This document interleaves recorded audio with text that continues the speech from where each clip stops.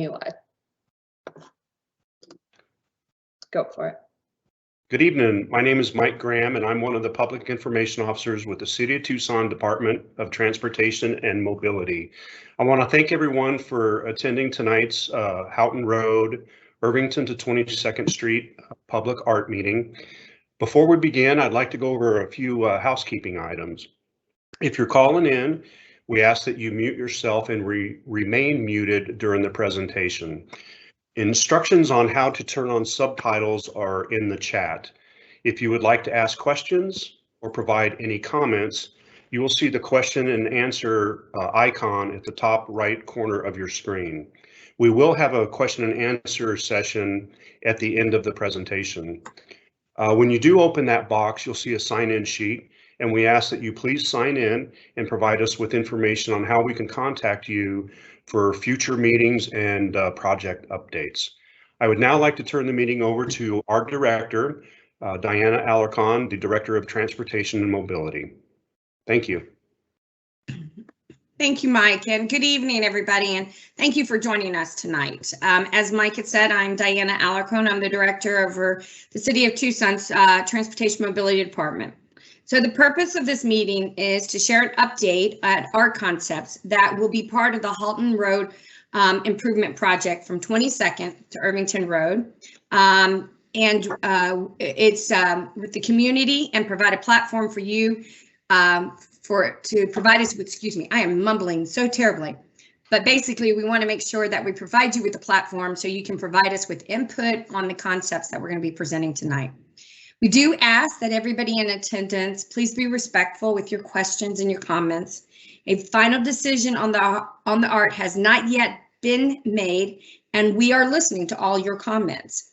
Now, I'd like to introduce Adriana, who's with the Art Foundation. So Adriana, you want to take it away? Thank you so much, Diana. Good evening, everyone. I'm Adriana Gallego, Director of the Arts Foundation for Tucson and Southern Arizona. As a local arts agency, we partner with the City of Tucson and Department of Transportation and Mobility to administer the public art program. And here to introduce our featured artist this evening is my colleague, Woods Fairchild, Public Art Project Manager. Thank you for joining us. Hi, everyone. Yet another quick introduction. My name is Woods Fairchild, Public Art Projects Manager with the Arts Foundation for Tucson and Southern Arizona. Thank you all for joining us this evening. And I'm excited to introduce you to the artist, if you haven't already met her, Carolyn Roxma, who is working on this project. And as I've been working on this project with her, and she's really excited to share with you this evening her updated concept designs for the Houghton project. Thank you. Carolyn. Hi, everybody. I'm glad you can make it tonight, and I'm happy to be here, although I would have preferred to be in person. We're lucky to have this venue to use right now. I have concepts to show, but I also have a couple pictures of other work that I've done for Tucson next, and I'll show you those first.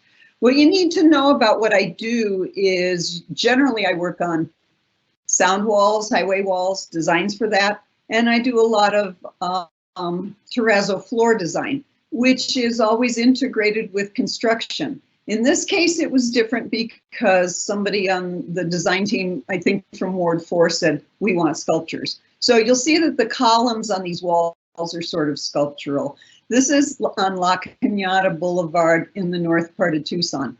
And it's about the agave, it's about the plants, and also about the saguaro. And the saguaro cactus is a really architectural looking plant. And so I used some off-the-shelf block to render the saguaros that are in between the different wall panels. The wall panels are carved by somebody else and me, and they represent the agave in different sizes and scales. And so this time again, I'm looking at plants for my inspiration, regional plants, and also make what kind of designs those plants have. There's glass block that's in between the fluted block, and that's also an off-the-shelf product. Next. This is another part of the La Cañada project, and the paving is in the medians because the medians were oversized and we could do something like that. And typically what a bunch of us do as public artists is try to get in and grab everything we can. And so when my engineer said, you know, those medians are big, you could do something with it, then I made designs and we used off-the-shelf pavers and just had them cut specifically to fit.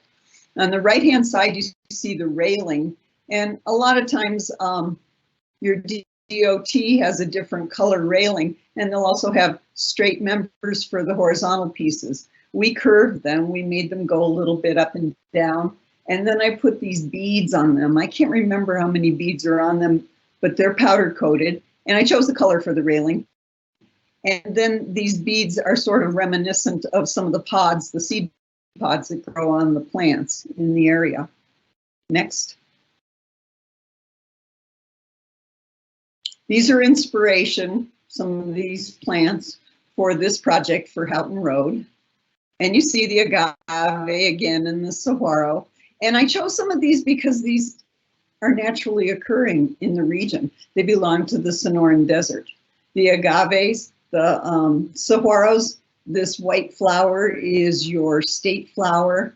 And I originally was looking at birds, but nobody responded to that so much, so I edited the birds. And then you see that red powder puff, and that's the caliandra, and we'll look at that some more. Next. Here's the saguaro again. And below it, you see this fan shape. And sculpturally, I thought the fan shape was really interesting. And it also reminds me of the crested saguaro. So I incorporated that into these ideas. Next. And here you see the agaves on the left with those teeth or spines that have a reddish color. And that really interests me, as well as the profile of each leaf that has the teeth on the edges. And if you look at the one on the right, I'm really intrigued by the fact that these plants imprint on the leaf below, that their teeth show up and make this other pattern. And so at that point, I'm looking at patterns, these zigzaggy lines, and look at the shadows on that. I also am really wooed by the color of the agaves. Next. Here's our caliandra.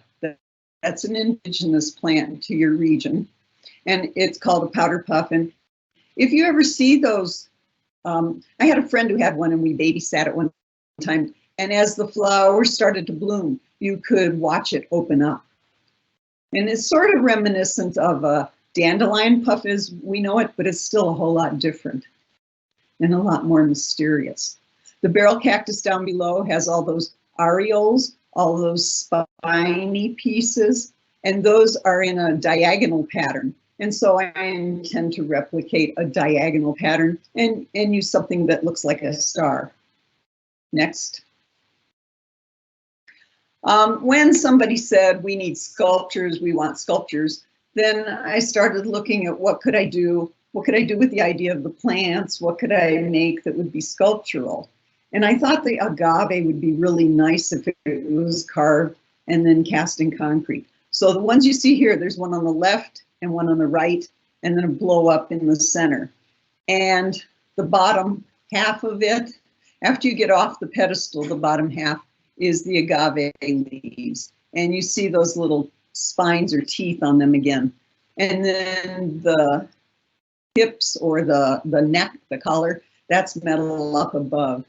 And then you can see hints of the barrel cactus on the left one, all that red up at the top with all those spikes.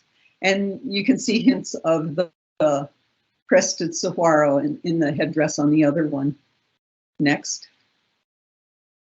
These are all metal except for the base. And again, it's that star pattern. And on the left, you see a rendering of the caliandra. And the stars make a sort of cage that's the body of the sculpture with agave leaves around the outside. And in the beginning, I had ideas about what those agave leaves could do. And when the design team started talking about people hanging on them, then I ended up putting the sculptures up on pedestals and considering how far would these reach and how much could they bend and all that sort of thing.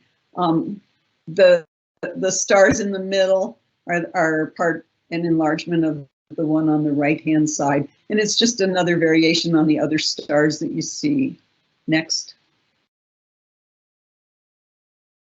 Here they are in the landscape. This is one of the metal ones, and this would be on the southeast corner of Houghton and Escalante.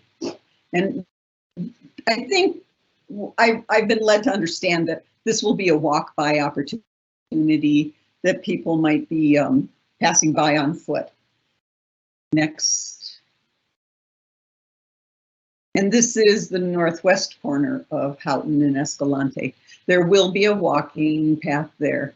And then also these pieces will light up at night, and that'll change them. Next. Here's the location of the pieces of sculpture. You can see those red dots that show approximately where the sculpture will be placed. Next. Here's some logistics about the sculptures. There's a typical agave leaf, and you see all those little pointy teeth on it. And you look at the top, and the coriander will be lit, and those stars will be lit on the right-hand side. They both have a similar collar with cutout. The metal is pierced and stars cut out of it. And then down below are those cages that are made out of the stars, and the stars actually represent the aerials, the spiny parts on the barrel cactus. And the leaves are painted metal. And I have a guy who does my fabrication who paints instead of powder coating, and it allows for touch-up, I believe. And then down below at the base will be cast concrete. And I imagine it to have that star pattern that you see in the body of the sculptures. Next. These are the concrete ones. It's concrete through the midriff, and then the collar, the shoulders, and the neck and the top knots are all made out of metal and painted to be different colors. They're also pierced, and when you see the nighttime pictures, the night view, you'll see where the holes are. Next. This is the night view of the all metal ones, and you can see how the light kind of enlivens them. They become luminarias. There will be light that comes from within and shows that there are holes in the metal, intentional holes, and these become like lanterns. Next. And this is the concrete one, the two concrete ones, and those will be lit too. And so now you can see how the metal is pierced. One has a sort of dot pattern and one has the star pattern. And then also those thorns, those spines would be lit. Next. And here's the concrete in the landscape, so you get an idea of its context. And the next one also. Next. And there's that fan on top. And so this is a daylight and contextual view. Next. Here's the bridge, and you can guess by the red spots where the sculptures will go. You'll see them as you go on the bridge. They're near the approaches. Next. There's also a wall besides 4 sculptures. I intend to one wall, and there was one wall that it made more sense to do than any of the others, so that's the one we looked at, and it's near McGraw's. It's on the west side of Houghton, and it faces east. Next picture should show you. This is what the wall would look like. It's more of the agaves, since they're one of my favorites. And the different sculptural qualities of the plant will be made by different textures of concrete. And that all gets made in a mold so that a contractor can build it. And there will be plants in front of the wall.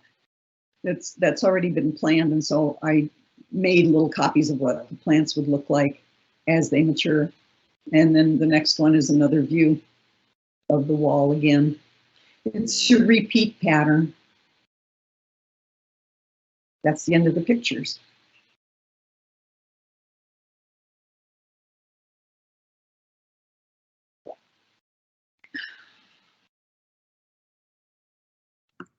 Thank you so much, Carolyn. I'd like to now pass it over to Teresa Lee to facilitate any questions that we may have received from the community.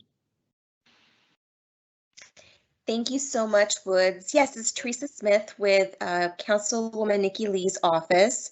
And we just wanted to thank you so much, Carolyn, and everybody on the team for a great work and for taking into consideration a lot of the comments that the community brought forward at the previous public meetings. So we really appreciate it. And we're looking to hear some comments and feedback from folks today. So please feel free to put your questions in that QA box and we will make sure we get those answered. It looks like we have a couple of them that came through, so let's go ahead and start.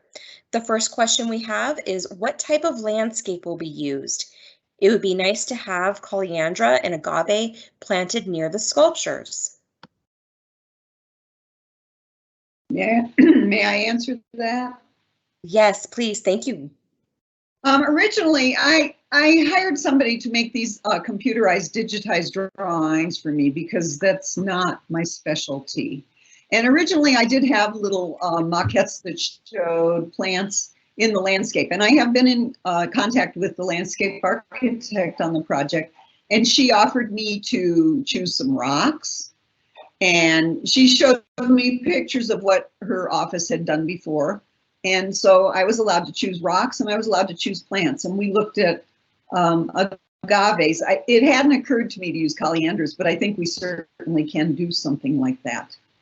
And, you know, that'll be a whole nother step where we decide which plants and how they're maintained and all that.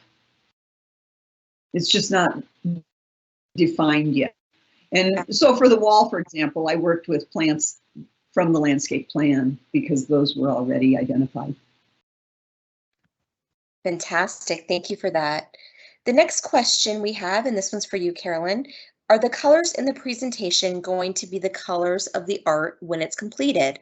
I really like the purple lighting in the agave sculptures at night. They're similar. It's in a range of this. You know, I think my greens didn't translate the way I wanted them to. And I get really particular about color, but things will be green. Probably those spokes, those teeth will be purplish. But I don't know the exact color today. That gets identified as we move along with the project. But my intention is to have it in the family of purple. Fantastic. We don't have any other questions right now. Oop, looks like a couple more coming in. All right. This one might be for you, Carolyn, or maybe someone from the T-Dot team who handles the maintenance and things. So the question is, how can we prevent vandalism and tagging on the art and wall? Did you want to talk about the products and how you do them, Carolyn? The hope, I don't know off the top of my head if this will be stained, as they call it. I know last I had heard the one up north, La Cañada, had not been tagged, but there is a whole set of colors that I have to include in my maintenance plan to say, these are the colors that we started with. Granted, they've faded by now, but I have to offer up a maintenance plan when I talk about this is the art that I would provide. And I really can't say that they've been tagged. I worked on a project in Scottsdale on, I don't know, 6 or 8 miles of wall, highway wall. And it was about 20 years ago and they haven't been tagged yet. So, the hope is that with this program and with people finding out about the art, they have some kind of ownership in the neighborhood that helps cut down on the tagging. Great. The next question, some of the original drawings showed sculptures that resembled corn. What changes did you make to arrive at the sculptures you just showed? That was somebody's perception that it was corn. I kept moving the same way I've been moving and found somebody else to draw for me so that I could tighten up the drawings. These are the same things that I intended. They just are better represented now by hiring somebody to draw them. Okay. This one might be a TDOT question. Who is responsible for the maintenance of the art? Who would we call when the lights need to be replaced? Maybe So, Michael. Actually, Teresa, let me take that one. So we would ask, we ask our neighbors to help us out because we unfortunately can't be everywhere in the city. So anytime you see a maintenance issue, from the lights not working to even if fortunately somebody does graffiti the art, or even to weeds, that are in the median, we ask that you please send it in to us at t.concerns, that's with an S, at tucsonaz.gov. And we will get that in the system. We'll send you a response email back, and then we'll get it scheduled and we'll get out there and we'll get it addressed. So t.concerns at tucsonaz.gov is the best way to let us know when something has gone to the right or the left. Thank you. Fantastic. And I'm sure your amazing Christina on your team will probably put that in the chat for everybody if they didn't catch that email address. The next question is, at an earlier presentation, we saw sculptures at other intersections. Are we going to see those as well?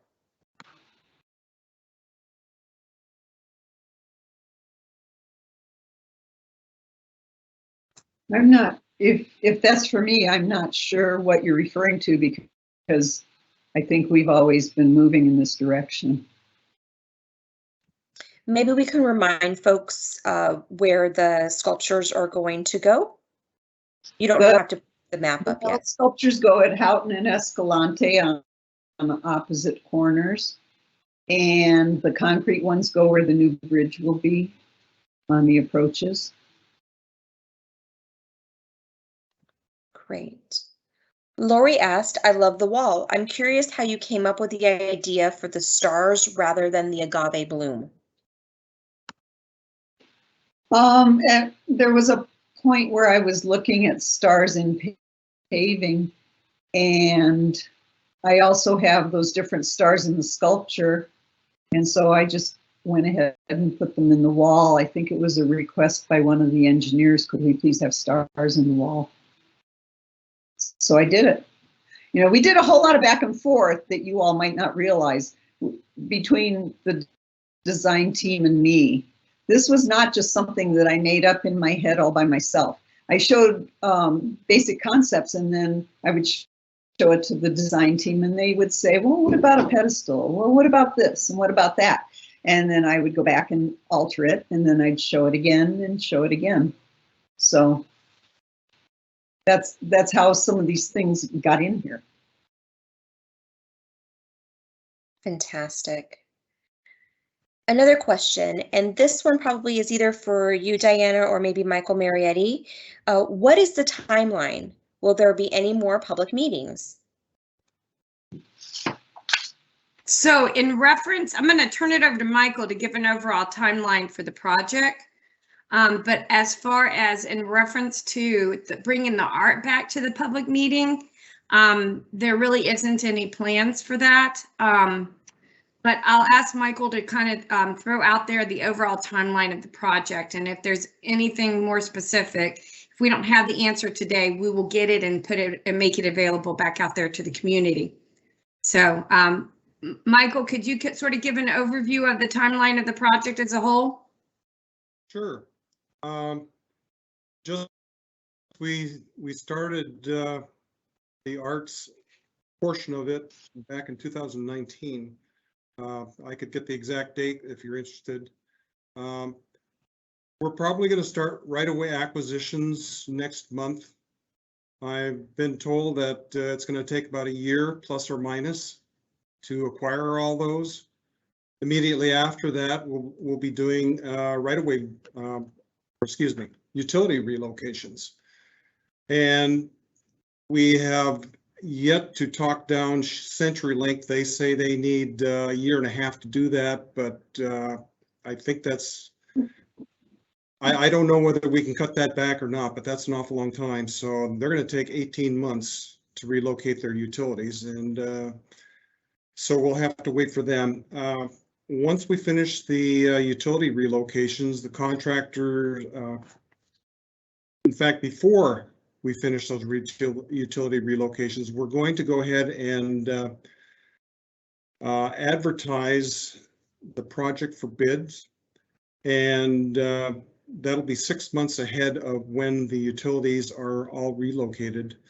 And when that happens, then we'll have 6 months to prepare to answer bid addendums or whatever questions contractors have of us. And I've been getting questions from now and then from contractors on this contract.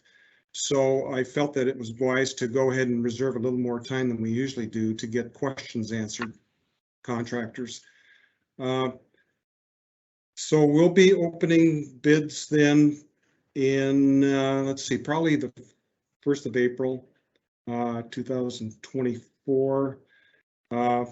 We'll get out a bid analysis. We'll look at all the documents, make sure that they're signed and dated and stamped, and they follow all of our instructions for all the addendums. Those that do will be labeled as most responsive, and those that don't will not be up in the top tier of consideration. We hope to have a pre-construction meeting about a month before we start construction. And I've noticed that I've got the wrong date, the wrong year for starting the construction project. It should be starting on, if things go all right, it should be starting on the 1st of October of 2026. We hope to get a notice to proceed at that point as well. Oh, I'm sorry. That's the project finished. The start is on this October 1st, 2024. So and we have some debate about how long it's going to take to get this project finished. We started off with 30 months, and some thought it was a little too much, but it's now cut back to 24 months, and now we're kind of vacillating as to how long this project is going to take to finish. It's got a lot of challenges, and but I think once this project is built, it's going to be a really nice road to travel on. So we hope to finish up by no later than the 1st of April 2027. Keep in mind that this is just projection. Anything can change in this industry. We've got problems with supply chains and products. So that's the rough timeline that I threw together a few hours ago. Okay, the next question is for Diana. Is there funding to pay for maintenance?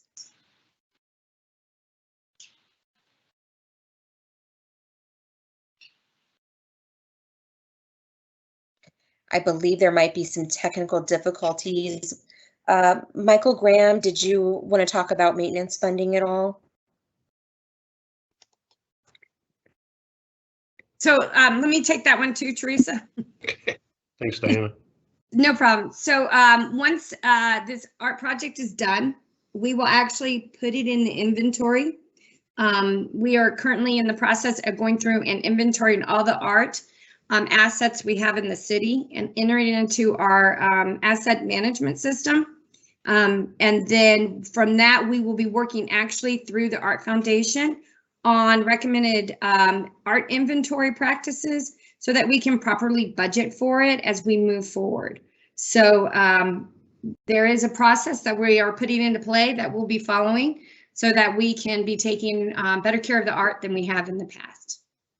I hope that answers the question. It sure does. Thank you for that. We really appreciate it. The next question is, it's actually a statement, but I think that I can help with this one. The sculptures we saw in the earlier presentation were at the intersection of Houghton and Old Spanish Trail. There might be some confusion about that, and Erica or Christina, if you can do us a favor and maybe put in the website that we created for the Houghton art that had the original information so folks can go back to the original information that was put out. That I think that would be helpful just to refresh everybody's mind about what the original concepts and locations were. Oh, question. Will all the utilities be underground?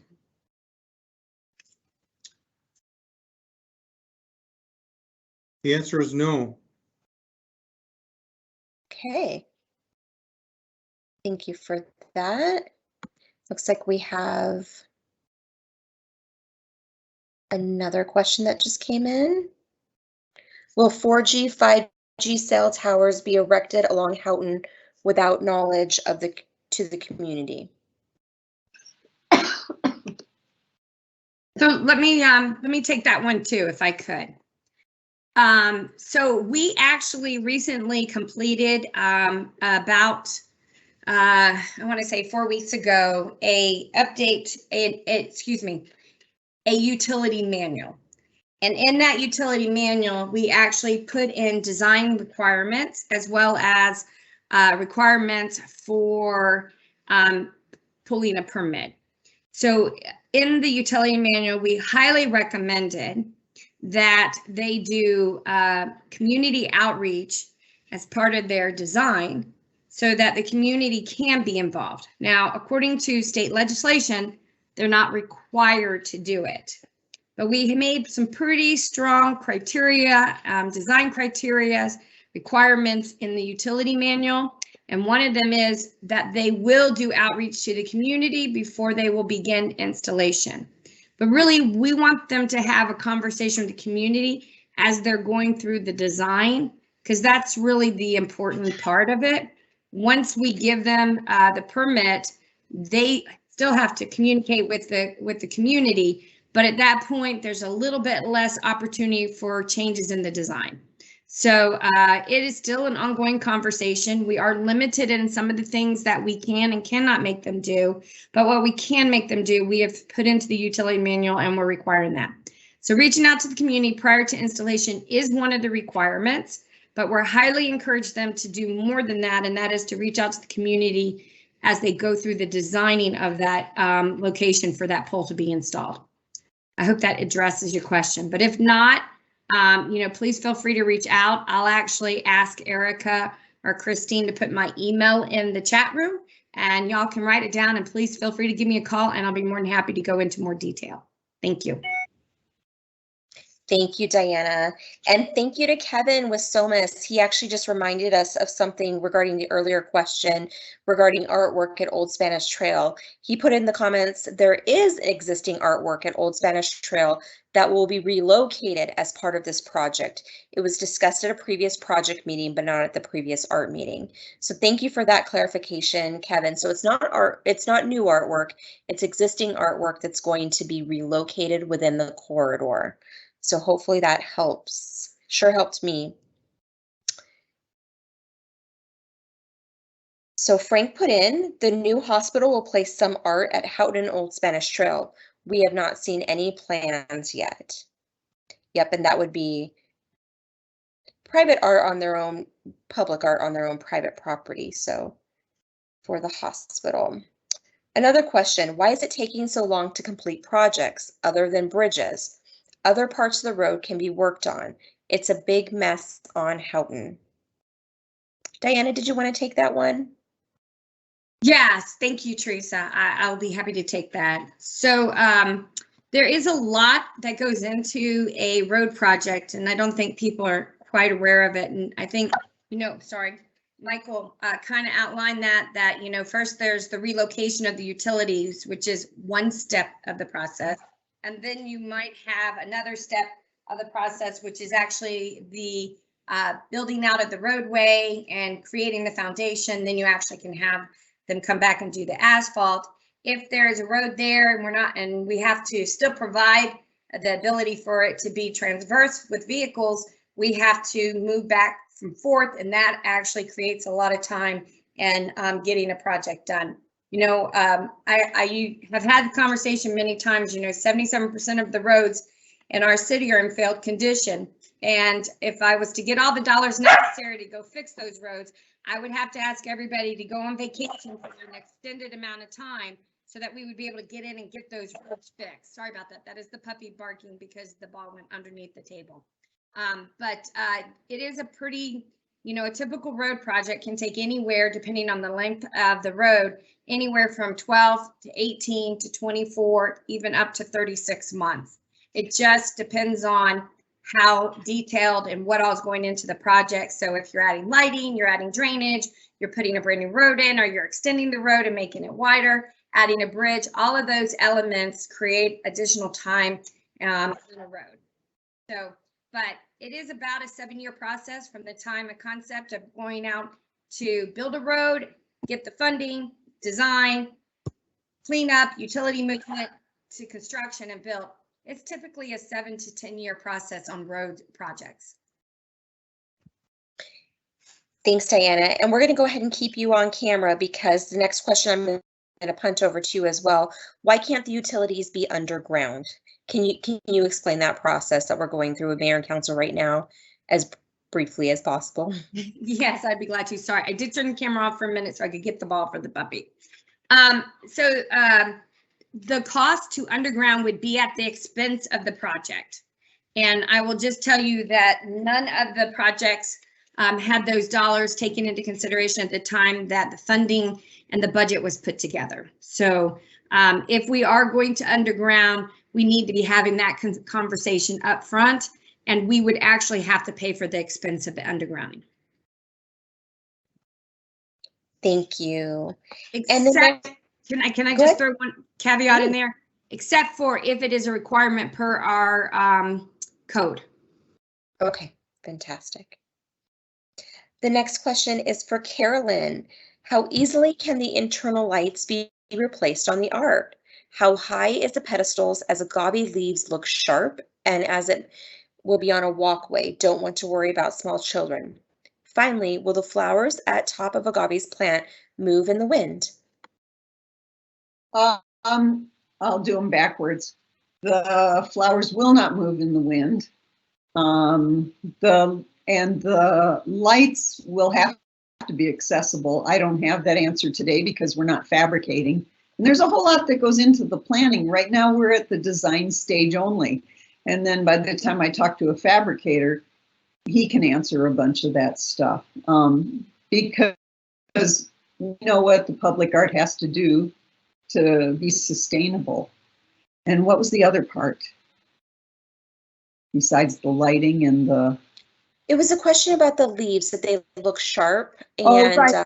And it's the same story on that it has to be out of harm's way. You know, I don't know if we build it for as if everybody's 6'9" and put them that tall. You know, there's a certain size you want it to be so that you're in the realm with it when you're there, so that you interact with it a certain way. But, you know, I have to answer to how safe is this? And there is a whole chapter where I have to submit it for risk management and make sure that this will be viable and safe. So I don't have that answer today, but I will before they're built, before they're fabricated. And I imagine it has to be looked at again by the engineer, by the design team, et cetera, et cetera. Fantastic. We don't have any other questions in the QA bar right now, so I'm going to give folks, you know, a couple minutes here to put those in. But I think really the most important question here, Carolyn, is who is your four-legged fuzzy supervisor who's been sitting in the hallway right there? Oh, looks like your little kitty moved. Yeah, I don't see him. His name's Zuzu. He's 16 years old and he's blind. Oh, well, And he doesn't like to be held. So Oh, we didn't have to worry to jump up, and he can't at 16 years old. that's right. No, he was, Well, he's been watching you. he Supervise. likes conversation. I love it. I love it. That's my favorite thing about all these teams meetings, you know, Diana's puppy and meeting your new fuzzy friend, and it just makes it fun. So looks like we have a question, and I was just going to wrap it up. So the last question is, how are the sculptures fastened to the ground? Could someone knock them over? No, somebody couldn't knock them over or they wouldn't go out there. No, these are rules that I have to, these are not just pretty objects. These are things that have to be serviceable, that have to stand up the same way the wall has to stand up. They will be anchored. I don't know that answer today, but you know, we'll talk to my fabricator about that.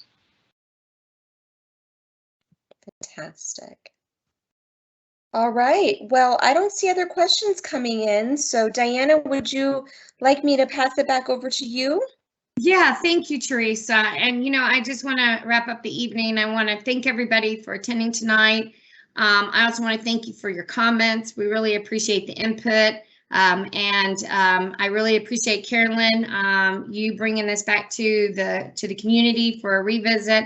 And again, also Adriana and Woods, I want to thank you for helping us, you know, bring all of this about. So, you know, this was a team effort. I also want to just do a quick call out, if I could, Teresa, to my folks that are behind the scene that are making sure this is happening so well for us. And I just want to quickly say thank you to Erica, Mike, and Christina for helping us. And then most of all, Teresa, just thank you for kind of emceeing this and helping us get through this in a very polite and great conversation that's giving the staff and the artists some really great input about next step. So I just want to remind everybody that tonight's presentation was recorded and it will be placed on the project website. And if somebody wasn't able to attend, you had a neighbor, someone, or you just want to rewatch it, you can actually go to the project website and review it. That website is houghtonroad.info. Again, the website is houghtonroad.info. And we invite everybody to please, you know, reach out, take a look at it, share it with your community. If you have any other suggestions or any other comments, please feel free to reach out to us. And then Christina, I don't know, but did you throw my email address into the chat box for everybody? Yes, it's in there. Okay, perfect. All right, so with that, I'm going to say good night again. Thank you, everyone. Y'all have a great evening and please stay safe out there. Bye.